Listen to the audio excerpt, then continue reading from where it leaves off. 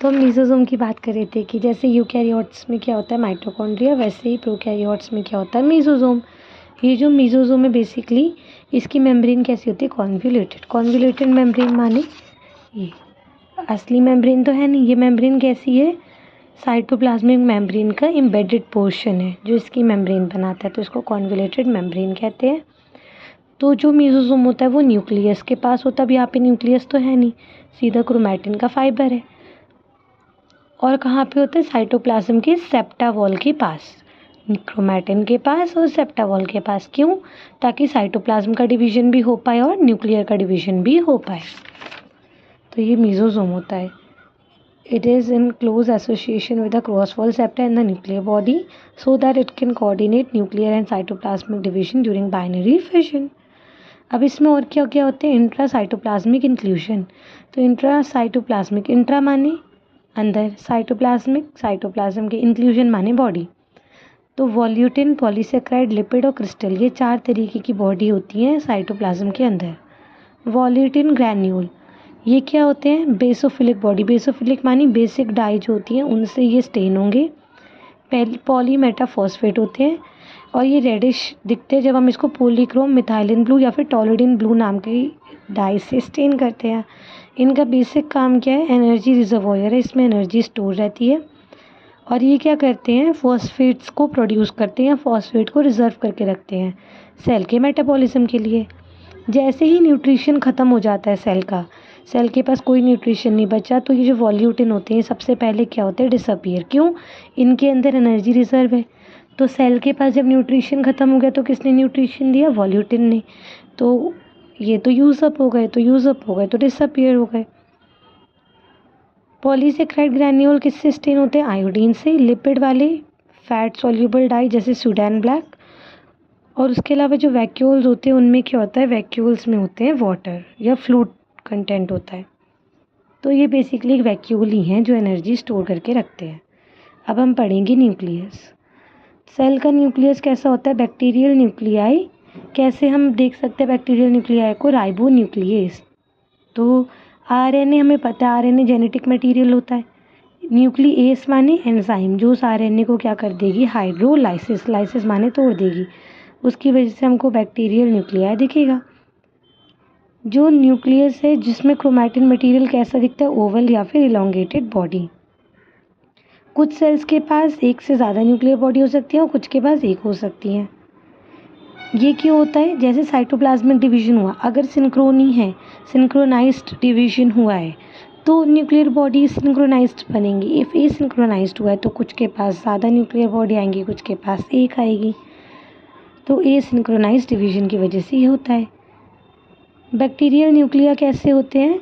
Prokaryote, pro माने false, कैरियोट माने nucleus. तो हमने कल बात करी थी फॉल्स न्यूक्लियस किसका होता है? जिसकी न्यूक्लियर मेम्ब्रेन नहीं होती।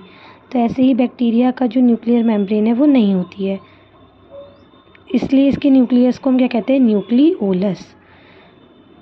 इसमें क्या होता है? डीएनए होता है और बेसिक प्रोटीन होते हैं। इसमें डबल स्ट्रैंडेड डीएनए होगा, एक सिंगल मॉलिक्यूल, वो या तो स्ट्रैंड में होगा या फिर कैसे होगा? सर्कुलर फॉर्म में। अगर वो डीएनए सर्कुलर फॉर्म में है तो उसको प्लाज्मिड या एपिसोम कहते हैं। क्लास 12th की बुक में प्लाज्मिड का अच्छा सा एक स्ट्रक्चर है। प्लाज्मिड यानी जो एक्स्ट्रा क्रोमोसोमल सर्कुलर डीएनए, ये सर्कुलर शेप का डीएनए होता है, इसको प्लाज्मिड कहते हैं या एपिसोम कहते हैं। बायोटेक की मदद से हम क्या बनाते हैं? Recombinant DNA. रिकॉम्बिनेंट डीएनए माने हम इसकी इस फ्रेगमेंट को लेके यहाँ से तोड़ देंगे और इसमें हम रिकॉम्बिनेंट कोई भी बायोटेक का डीएनए डाल देंगे तो ये हमारा रिकॉम्बिनेंट डीएनए बनता है। फिर इसको हम किसी और प्लांट में डाल देते हैं कोई एक नई हाइब्रिड वैरायटी लाने के लिए। ऐसे हम एनिमल में भी करते हैं। तो प्लाज्मिड या एपिसोम कहते हैं। ये क्या करता है? डॉटर सेल्स में ट्रांसमिट होता है बाइनरी फिजन के टाइम पे, या फिर किसी और बैक्टीरिया में भी ट्रांसमिट हो सकता है कॉन्जुगेशन वाली प्रोसेस में। इसकी सर्टेन प्रॉपर्टी क्या है? टॉक्सिजेनिसिटी, टॉक्सिक हो सकता है, ड्रग रेजिस्टेंस, और यही इसके सर्वाइवल एडवांटेजेस भी हैं। स्लाइम लेयर और कैप्सूल क्या होती है? तो कई बैक्टीरिया क्या करते हैं अपने ऊपर एक लेयर बना लेते हैं सेल के ऊपर। अगर वो लेयर कैसी है? लिक्विड टाइप की है, जैसे लूज है, अंडर मार्केटेड है। तो जैसे अनडिमार्केटेड, अनडिमार्केटेड मीन्स उसका डिमार्केशन सही नहीं है, तो पतली है, लूज सी है, तो वो स्लाइम लेयर होगी। और अगर वो वेल डिमार्केटेड है तो वो कैप्सूल कहलाती है। अगर कैप्सूल बहुत पतली है कि हमें माइक्रोस्कोप से देखनी पड़ रही है तो उसको माइक्रो कैप्सूल कहते हैं। ये जो स्लाइम होती है ये क्या होती है, पॉलीसेक्राइड और पॉलीपेप्टाइड। पॉलीसेक्राइड माने कार्बोहाइड्रेट का पॉलीमर फॉर्म और पॉलीपेप्टाइड माने पेप्टाइड्स का। तो अगर पॉलीसेक्राइड की स्लाइम लेयर है तो जैसे न्यूमोकोकस है, न्यूमोनोकोकस में दिखती है। पॉलीपेप्टाइड की एंथ्रेक्स बैसिलस में दिखती है।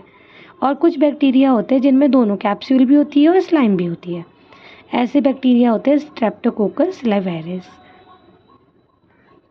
तो जिनमें स्लाइम की लेयर होती है वो कैसे होते हैं, स्ट्रिंगी टू टच होते हैं, मतलब जैसे हम उसको छुएंगे तो वो स्ट्रिंग्स जैसे होंगे, स्टिकी टू टच भी कह सकते हैं। तो स्लाइम की एफिनिटी होती नहीं है बेसिक डाई की, इसलिए इसको स्लाइम को डाई करना थोड़ा सा मुश्किल है। और ग्राम स्टेनिंग में ये नहीं दिखती है हमको, क्यों, क्योंकि ये बेसिक डाई से स्टेन नहीं होती। लेकिन कैप्सूल जो है वो क्या हो जाती है, स्टेन हो जाती है, इसलिए कैप्सूल विजिबल होती है। कैप्सूल का जो मटेरियल है वो कैसा है, एंटीजेनिक और सीरोलॉजिकल मेथड से हमको दिख सकता है। ये कैप्सूल जब हम इस किसी भी हाइपोटोनिक सॉल्यूशन में हमने बात करी थी, हाइपोटोनिक में क्या होता है, स्वेलिंग आ जाती है। तो स्वेलिंग आने की वजह से ये कैप्सूल कैसी हो जाती है, प्रोमिनेंट। हम इसको इजीली देख सकते हैं, इसको क्विलेंग्स रिएक्शन भी कहते हैं। कैप्सूल का काम क्या है, बहुत ईजी है। किसी भी बाहर की, जैसे हम बारिश में निकल रहे रेन कोट पहन के, तो हम क्यों पहन रहे रेन कोट, ताकि हमारी प्रोटेक्शन हो। वैसे ही कैप्सूल क्यों होती है बैक्टीरिया में, प्रोटेक्शन के लिए। या फिर क्या करती है, डिलेटोरियस एजेंट, लाइटिक एंजाइम्स को प्रोड्यूस करती है। लाइटिक एंजाइम्स माने जो किसी का लाइसिस कर दें या उसको तोड़ दें, तो बेसिकली इसका काम प्रोटेक्शन ही है। ये कैप्सूल कैसी होती है, वायरुलेंट। वायरुलेंट माने डिजीज़ कॉजिंग। तो जिन भी बैक्टीरिया के पास कैप्सूल होती है वो कैसे होते हैं, डिजीज़ कॉजिंग बैक्टीरिया। तो उनकी वायरुलेंस कैसी होती है, वायरुलेंस कैपेसिटी ज़्यादा होती है। और अगर किसी के पास कैप्सूल नहीं है तो वो वायरुलेंट हो जाता है। फिर आती है फ्लैजेला। अब जैसे वायरुलेंट कैसे, इसका बहुत अच्छा एग्जांपल है। जैसे एक कैप्सूल है, उसके पास बैक्टीरिया है, उसके पास एक कैप्सूल है। अगर वो गया किसी एसिड वाली जगह पे तो क्या होगा, बैक्टीरिया को हार्म ही नहीं पहुंचेगा। क्यों, उसकी कैप्सूल जो है वो उस रेजिस्टेंट है, एसिड रेजिस्टेंट है। और यही कोई और बैक्टीरिया है जिसकी कैप्सूल ही नहीं है, तो वो एसिड से ख़त्म हो जाएगा। फिर आता है फ्लैजेला। ये क्या है, अपेंडेजेस। अपेंडेजेस। फ्लैजेला क्या होता है, फ्लैजेला लोकोमोटरी ऑर्गन है। ये किस में मिलता है, मोटाइल बैक्टीरिया, जो बैक्टीरिया चल सकते हैं। स्पाइरोकाइट्स में ये नहीं दिखता है। ये कैसा है, ब्रांच भी हो सकता है, अनब्रांच भी हो सकता है। ये फिलामेंट होता है, लॉन्ग साइनस फिलामेंट। ये ऑर्गन ऑफ लोकोमोशन है और इसके 3 पार्ट होते हैं। एक होता है हुक, बेसल बॉडी और फिलामेंट। फिलामेंट कैसा है, एक्सटर्नल पार्ट। हुक और बेसल बॉडी कैसे हैं, इसका इंटरनल पार्ट। ये रहा इसका डायग्राम। तो बेसल बॉडी कहाँ रहती है, सेल मेम्ब्रेन में एम्बेडेड रहती है। ये देखिए, ये सेल मेम्ब्रेन। फिर ये आउटर मेम्ब्रेन जहाँ पे पोरिन्स थे हमारे, जो साइटोप्लाज्मिक मेम्ब्रेन का पार्ट है। तो ये है बेसल बॉडी। फिर इसके अंदर आएगा हुक, और ये जो बाहर हमको दिखेगा ये दिखता है इसका फिलामेंट। तो इसमें स्विच होते हैं और मोटर होती है। तो हमने पढ़ लिया कि हुक और बेसल बॉडी का पोर्शन कहाँ रहता है, सेल के एनवेलप के अंदर। और ये कैसा होता है, एंटीजेनिक, डिफरेंट एंटीजेनिसिटी का होता है। तो फ्लैजेला की लेंथ कितनी होती है, 3 से 20 म्यूएम, और डायामीटर होता है 0.01 से 0.013। फ्लैजेला किससे बनता है, प्रोटीन से, जिसको कहते हैं फ्लैजेलिन। ये बिल्कुल वैसे जिससे, जैसे केराटिन और मायोसिन। तो केराटिन से हमारे बाल बनते हैं, मायोसिन से हमारी मसल बनती हैं। वैसे ही फ्लैजेला किससे बनता है, फ्लैजेलिन से। फ्लैजेलर एंटीजन क्या इंड्यूस करते हैं, स्पेसिफिक एंटीबॉडी। तो फ्लैजेलर एंटीबॉडी क्या होती है, सीरो डायग्नोसिस में हमको पता लग जाता है। सीरो डायग्नोसिस क्या है, ये हम आगे देखेंगे। सीरो डायग्नोसिस ना सीरम का डायग्नोसिस है। जैसे हम ब्लड टेस्ट करते हैं तो वो डायग्नोस्टिक मेथड जो होते हैं वो सीरो डायग्नोसिस कहलाते हैं। फिर आता है प्रेजेंस और एब्सेंस ऑफ फ्लैजेला के बेसिस पे क्लासिफिकेशन है बैक्टीरिया का। तो हम देख लेते हैं। तो ये रहा,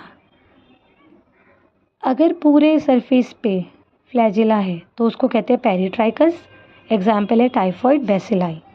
अगर एक फ्लैजेला है तो मोनो माने एक, मोनोट्राइकस एग्जाम्पल है कोलेरा विब्रियो, जो क्या करता है कोलेरा, ये क्या करता है टाइफॉइड। दोनों जगह से है, दोनों पोल से, तो एम्फीट्राइकस जैसे सीडोमोनास। टफ्ट में है, एक टफ्ट की तरह है, तो लोफोट्राइकस जैसे स्पाइरिलियम। ए ट्राइकस फ्लैजिला है ही नहीं, जैसे एक्सेला। तो ये हमारे क्या हो गए क्लासिफिकेशन हो गए। फ्लैजिला जिनकी थिकनेस 0.02 से भी कम होती है तो वो लिमिट ऑफ रिजोल्यूशन से बाहर होते हैं और हम उनको नहीं देख सकते हैं।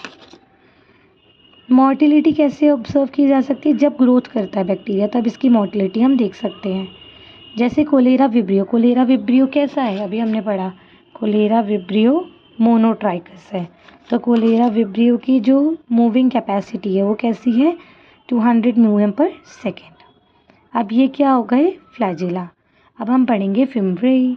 तो फिम्ब्रेई क्या होते हैं, अभी तक हमने फ्लैजिला पढ़ लिया, अब हम पढ़ेंगे फिम्ब्रेई। जैसे ये बड़ा फ्लैजिला है, यही छोटे छोटे बहुत मिलियंस में होंगे बहुत सारे, तो इनको क्या कहते हैं फिम्ब्रेई। फिम्ब्रेई क्या होते हैं, ग्राम नेगेटिव बैसिलस में हेयर लाइक बाल जैसे छोटे छोटे अपेंडेजेस होते हैं जिसको फिम्ब्रेई कहते हैं। फ्लैजिला से छोटे होते हैं और पतले होते हैं। 0.5 म्यूएम की है ये और 10 nm इनकी थिकनेस होती है। ये क्या करते हैं सेल सरफेस पे स्ट्रेट फिलामेंट की तरह होते हैं। 8 टाइप के हमने पिलाई देखे हैं, इसको पिलाई भी कहते हैं, जिसमें से सबसे ज़्यादा कॉमन किसका काम है सेक्स पाइलस का।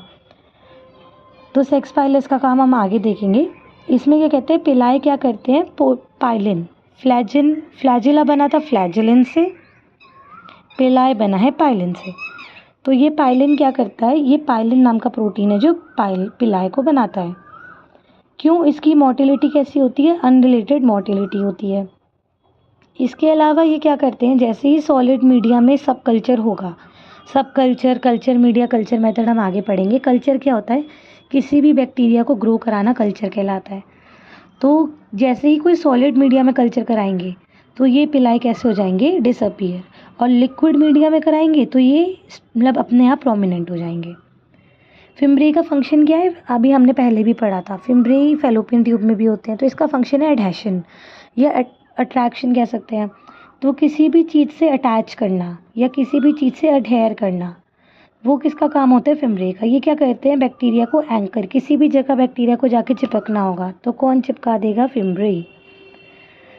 जैसे फिम्ब्रिएटेड सेल कौन कौन से, एस्चेरिशिया कोलाई, ई कोलाई सबसे गट बैक्टीरिया है हमारा गट फ्लोरा का, फिर क्लेस्पेलिया है। तो ये सब क्या करते हैं फिम्ब्रिएटेड सेल होते हैं। ये हमको कहाँ कहाँ पे मिल सकते हैं, जब हमारा रेड ब्लड सेल का एग्लूटिनेशन माने जब रेड ब्लड सेल एक क्लस्टर में हमको दिखेंगे चिपके हुए, जैसे ग्वीनिया पिग्स में है, फॉल हॉर्सेस है, पिग्स है, ह्यूमन है, और भी जिनके ब्लड में हमें ग्लूटिनेशन दिखेगा तब हमें फिम्ब्रेई का फंक्शन समझ आ सकता है। और हीम एग्लूटिनेशन इसका एक बेसिक प्रैक्टिकल कह सकते हैं, हीम एग्लूटिनेशन टेस्ट आगे हम पढ़ेंगे। फिम्ब्रेई कैसे होते हैं एंटीजेनिक। तो हमने पढ़ा कि स्पेशल टाइप ऑफ फिम्ब्रेई कौन से हमने पढ़े थे 8 तरीके के, उसमें सेक्स पाइलस जो है उसका मेन फंक्शन है। तो सेक्स पाइलस का मेन फंक्शन क्या है कि ये मेल्स में मिलता है। ये किससे अटैचमेंट में काम करता है, फीमेल से। तो जो मेल का पिलाई है वो फीमेल बैक्टीरिया से जुड़ेगा और एक कॉन्जुगेशन ट्यूब बनाएगा जिसमें से जेनेटिक मटेरियल पास होता है। देख लेते हैं, ये है मेल बैक्टीरिया, ये है इसका फ्लैजेला, ये है इसके फिम्ब्रेई। अब इसके पास आई कोई फीमेल बैक्टीरिया, इसके पास कुछ नहीं है, तो ये इसके पास क्या है पिलाई। अब इसकी पिलाई कैसी है सेक्स पाइलस, ये क्या करेगी जाके फीमेल से अटैच हो जाएगी।